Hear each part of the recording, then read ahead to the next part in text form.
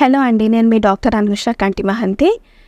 చాలామంది ఓపీకి వచ్చేవాళ్ళు pregnant mothers back pain వస్తూ ఉంది. అది సాధారణంగా వస్తుందా రాదా లేకపోతే ఇదేమైనా ప్రాబ్లమ్ అని అడుగుతూ ఉంటారు. బ్యాక్ పెయిన్ ప్రెగ్నెన్సీలో చాలా కామన్గా వస్తూ ఉంటుందండి. కంగారు పడకండి. అండ్ ఎందుకు వస్తుంది అంటే యుట్రస్ పెద్దదయ్యే కొద్దీ మన స్పైన్ కర్వేచర్ మారుతుంది. దాని వలన బ్యాక్ పెయిన్ అనేది కామన్గా వస్తుంది.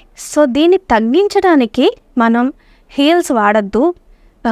ఎక్కువగా సాఫ్ట్ సోల్స్ ఉన్న షూస్ కానీ చెప్పల్స్ కానీ యూజ్ చేయండి. అండ్ ఎస్పెషల్లీ మీరు కూర్చునేటప్పుడు నిల్చునేటప్పుడు పోస్చర్ కరెక్ట్గా ఉండేలాగా చూసుకోండి.